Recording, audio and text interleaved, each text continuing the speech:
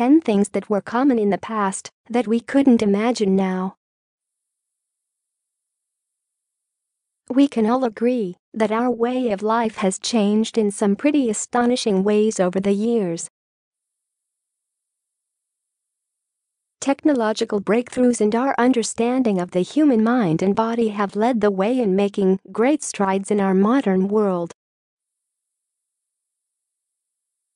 Our ancient ancestors would undoubtedly have a hard time believing what mankind has been able to accomplish.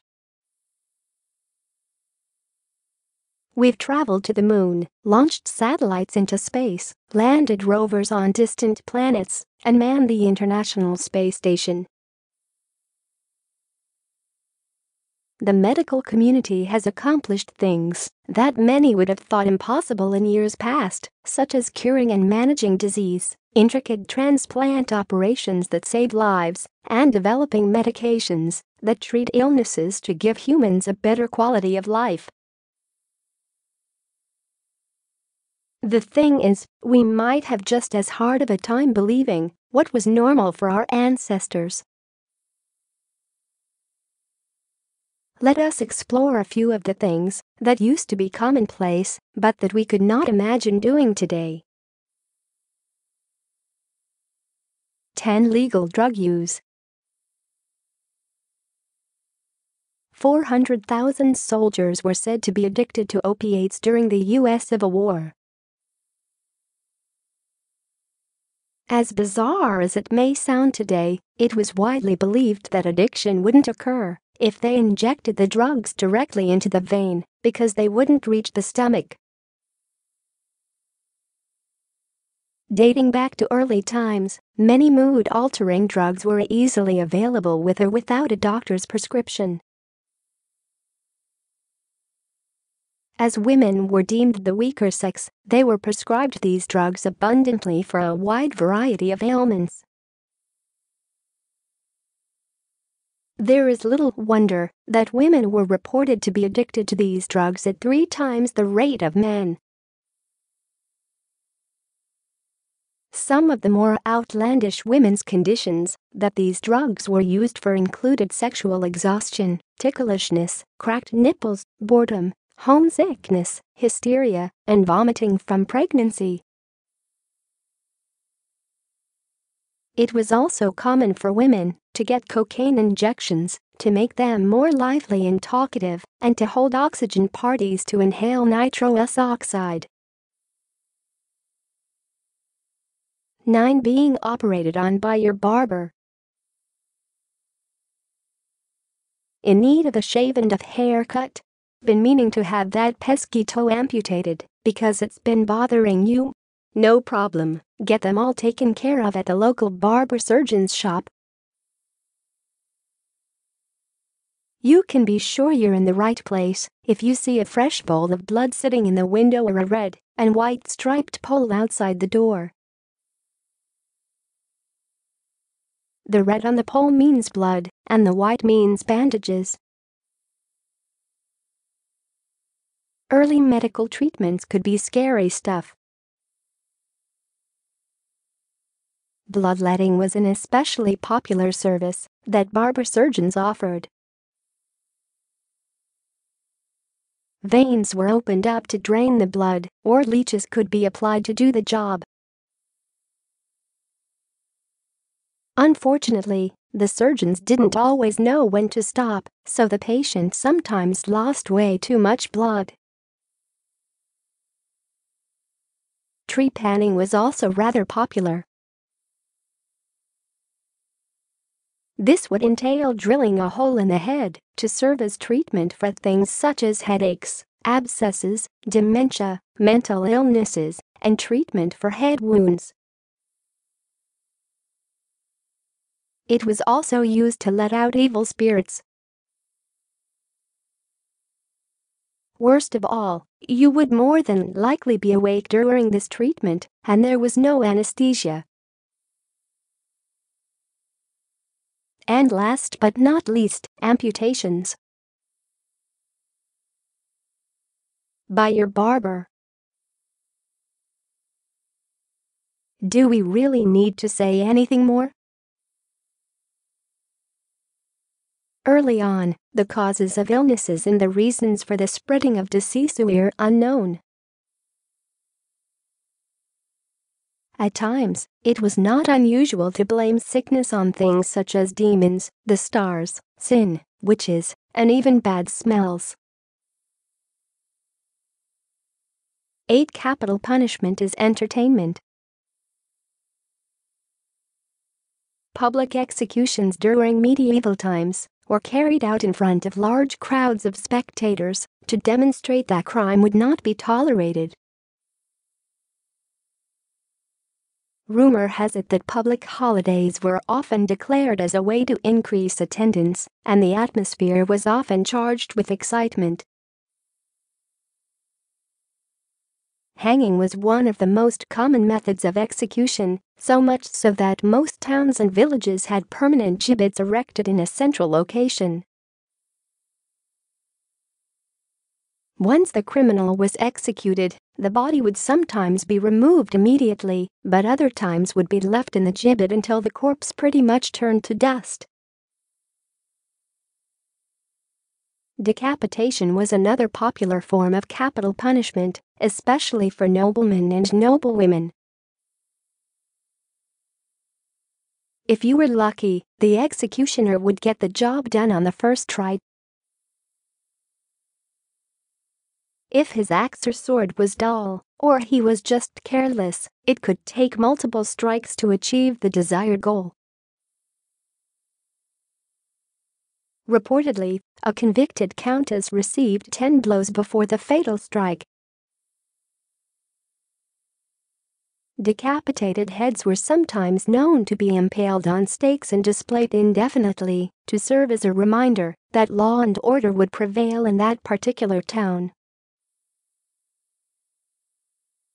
7. Grave robbing in the name of science.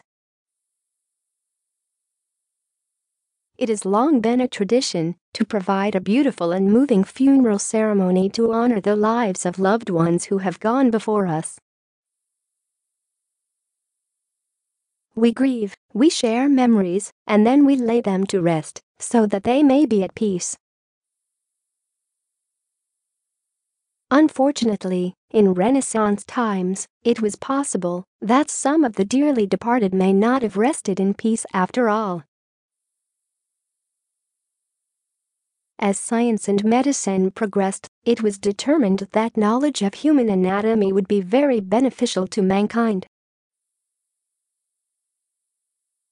Due to that thirst to understand where things were and how they worked in the human body, there was soon a shortage of cadavers to dissect. Initially, the main source of bodies came from executed criminals. When demand exceeded supply, body snatchers came in. They would dig up a large number of bodies under cover of darkness the night after they were buried. These corpses would then be sold to anatomists to dissect while they were still somewhat fresh. When the grave robbers couldn't keep up with demand, medical students would sometimes take the cadavers themselves.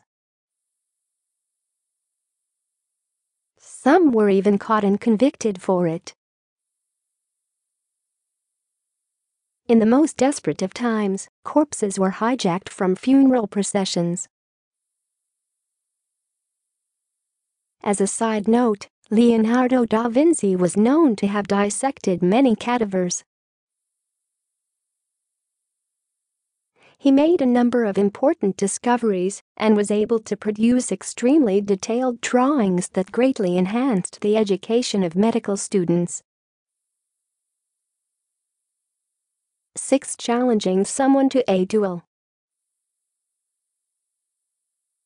The gauntlet, or glove, has been thrown.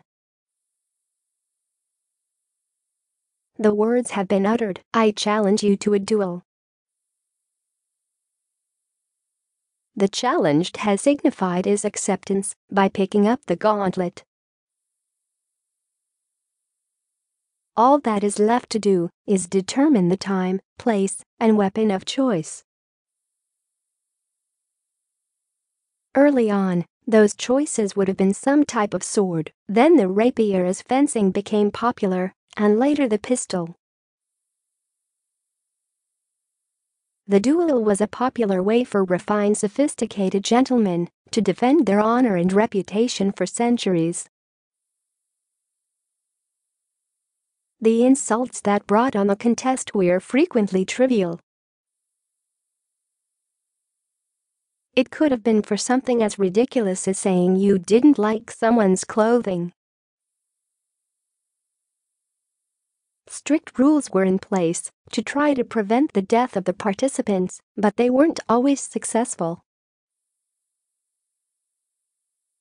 In ancient times, judges were known to order two individuals to participate in a judicial duel or trial by battle as a way to settle their disputes.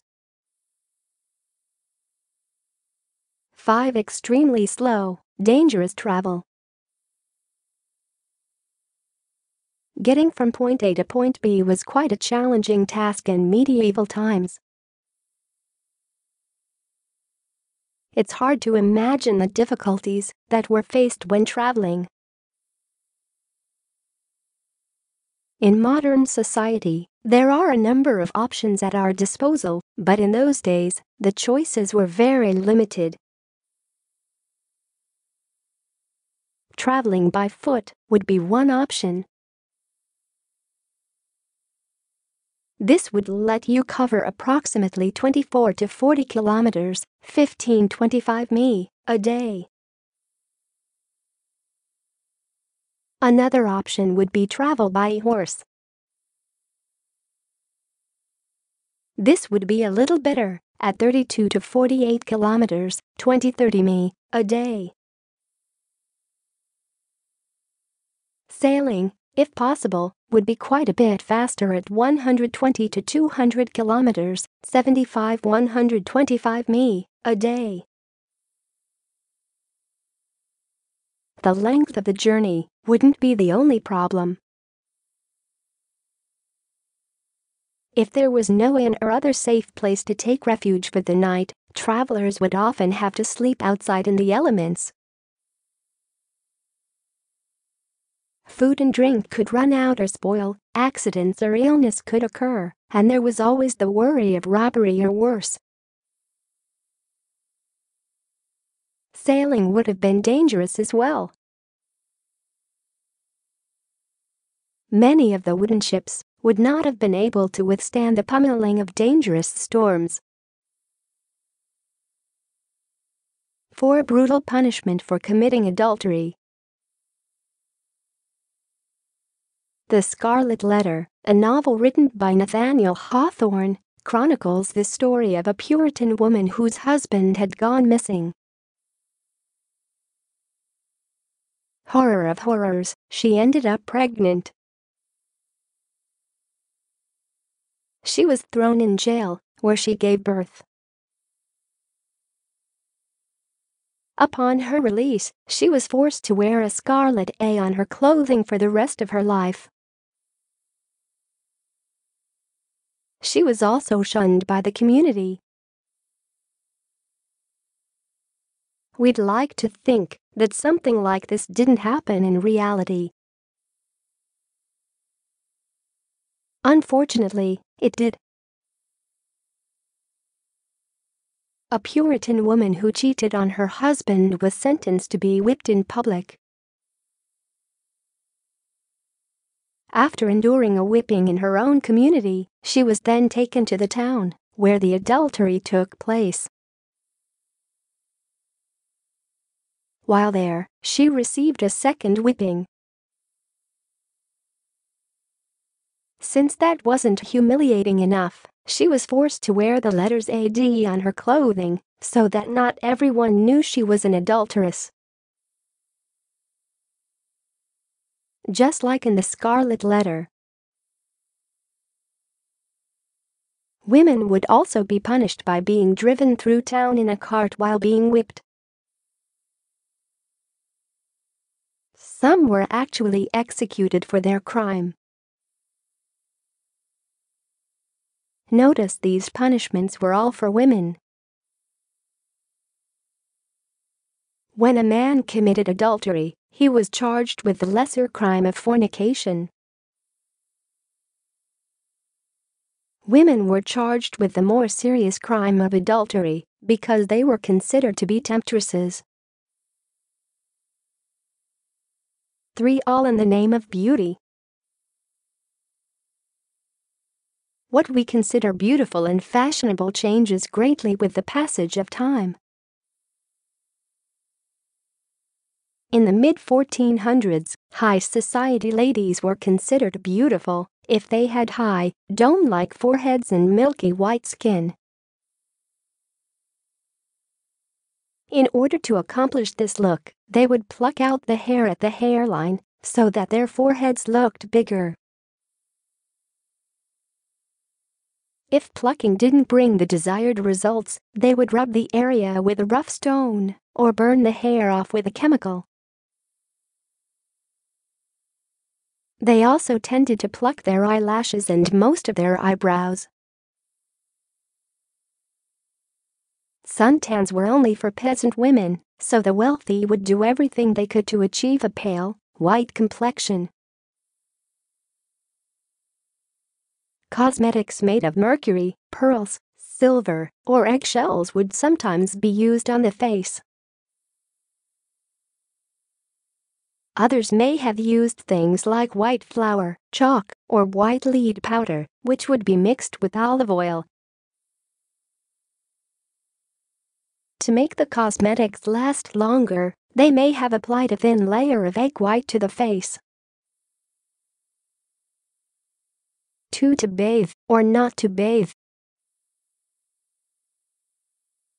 During the Middle Ages, people tended to bathe more frequently than they would in Renaissance times. But then, for some bizarre reason, physicians started to believe that bathing in water would make you more susceptible to catching diseases. Some also thought that opening up the pores during bathing would allow a person's vital forces to escape the body.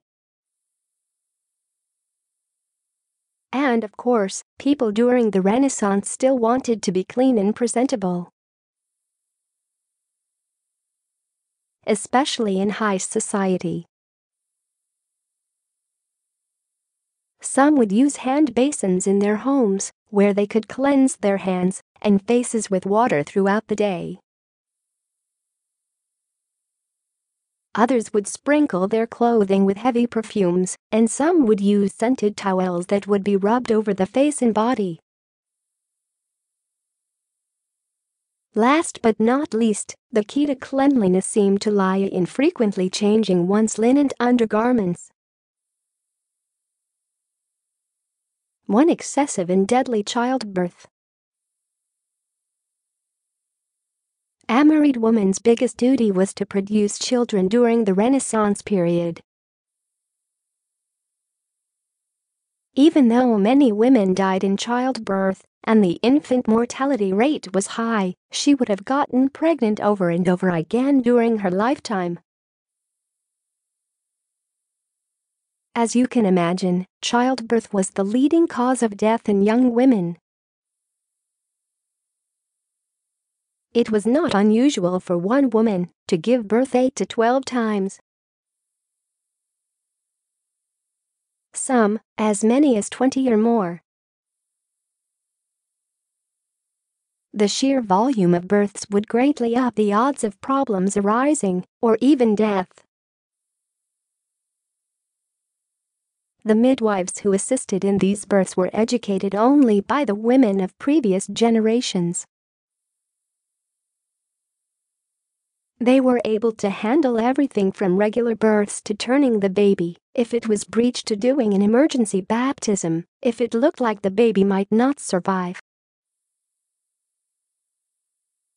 They could also remove stillborn babies from the mothers and could perform cesareans to save babies if the mothers passed during labor.